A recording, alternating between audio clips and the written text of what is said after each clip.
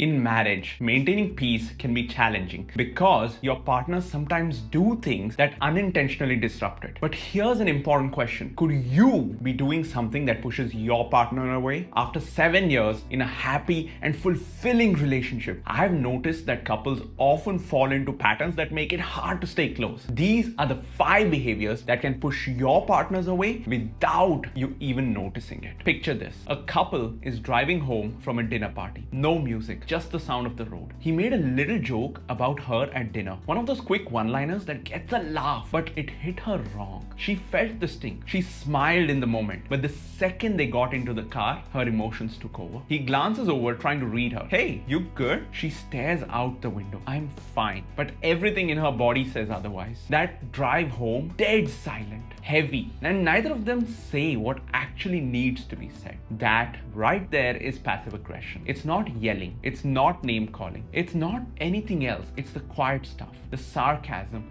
the little jabs, those silent moments that say, I'm mad and you should know why. It's when you act like everything's fine, but deep down, you're making sure your partner knows that it's not. And honestly, it's one of the most damaging things we can do in a relationship because it creates this weird instability. Your partner ends up having to play detective, trying to figure out your tone, your mood, and your energy. It's like saying, you hurt me, but I'm not gonna tell you how. I'm just gonna make sure you feel guilty without telling you what happened. And here's the truth. If your partner has to keep guessing how you feel, eventually they'll just stop trying. Not because they don't love you, but because it's so damn exhausting. And once someone's exhausted in a relationship, chaos is about to break loose. By the way, if you want the tools that have proven to help couples with these kinds of conflicts, I've created a guide that you can grab from the description below. Let's move to the next one because this one tends to show up right after passive aggression kicks in.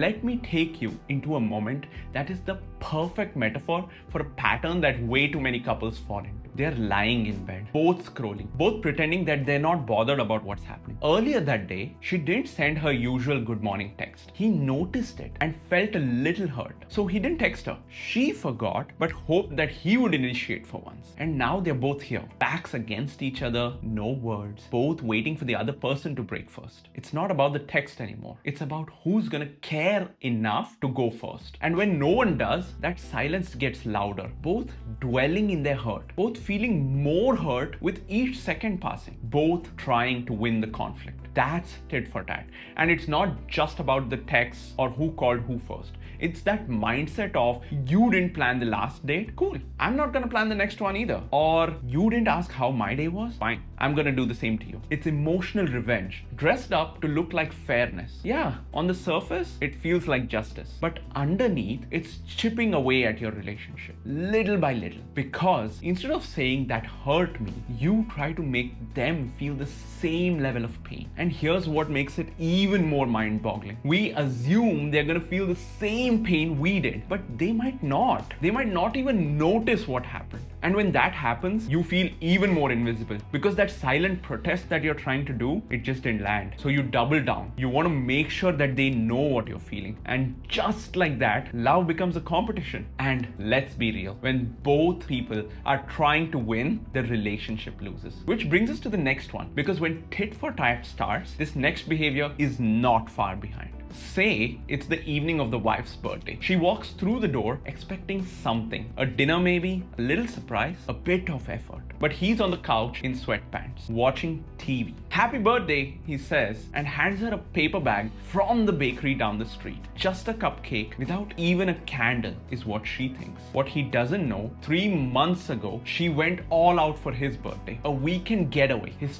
favorite food. She even got him a gift he mentioned once and totally forgot about. She told herself she wasn't expecting anything back. But standing there, holding that cupcake, her heart sinks. She smiles, trying to hide her pain. She says thanks, but in her mind, she has made a note now. If it isn't obvious, that is scorekeeping. It starts so quietly, you don't even notice you're doing it. But little by little, you stop showing up from love and you start showing up just to match effort, just to make sure things feel even, just to make sure you don't seem like you are not keeping up. But day by day, the standard drops. The relationship stagnates. Love turns into math. I did this, so they should do that. Or I put in so much, so they better do so much for me. Or he only did this, so this is all I'm going to do. Everything becomes a transaction. You stop noticing the good things that your partner is doing because you're so focused on everything they haven't done for you. And slowly, it just kills the joy. A relationship barely exists. Soon enough, you start wondering, why do I hate our relationship? Why does it feel so suffocating? Why do I want to just get out of here? Love, unfortunately, never survives in contracts. It survives in connection, survives in trust. It just thrives in trust. But that connection, it starts fading the moment we start keeping track of their mistakes. And that leads straight into the next one. This happens when things have been building up for a while and no one's saying anything. The argument starts in the bedroom. It looks like it's just about a towel. She walks in, looks at it, and says, "Seriously? Again with this?" He shrugs. He's like, "It's just a towel. Relax." And then she loses it. No, it's not just a towel. It's the towel, it's the dishes, and it's you forgetting date night and zoning out when I talk. And with everything, she's just going further and further. And suddenly, he's not hearing just about today's frustration. He's getting hit with every single thing that she's been holding on for months. That reaction wasn't just about what happened. She was reacting to everything that had stacked up until now. Everything they didn't speak about. All of it came pouring out at once. And the crazy part, he thought all of that was resolved, and that is the real danger. It creates this cycle where trust starts to break down. Your partner feels like nothing is ever really forgiven. Like no matter how they show up today, they're still being judged for what happened 6 months ago. After a while, they walk on eggshells because they already know one mistake and everything from the past could bubble up. And here's the truth. You can't build a healthy relationship without forgiveness. If every mistake can turn into a history lesson, who would really want to stick around? Which takes us straight into the last one. The pattern that can look like care on the outside, but underneath it's all fear. Imagine she's by the door, jacket on, keys in hand. It's girls' night, something simple. She's been waiting for this. She's excited. He's in the kitchen, leaning against the counter.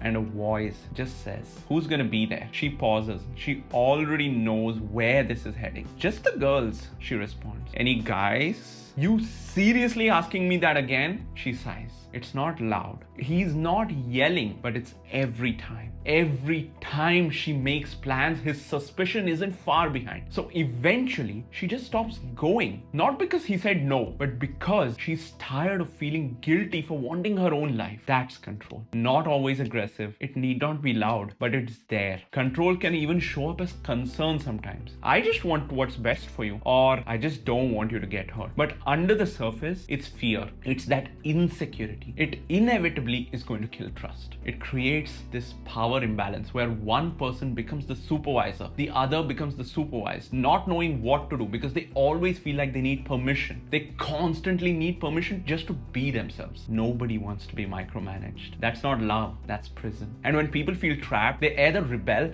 or they check out from the relationship. If you recognize any of these patterns in yourself, passive aggression, tit for tat, scorekeeping, holding grudges, or control, take a breath. You're human. These are things we do when we're scared, when we're hurt, when we feel unseen. But if you don't learn to recognize them, they will cost you your relationship. So before you focus on fixing the relationship, start with this. Get honest about how you are showing up. Acknowledge the pains that your partner may be feeling because of all of this. If you want the tools to help with these kinds of conflicts, click the link below. I'll see you in the next one.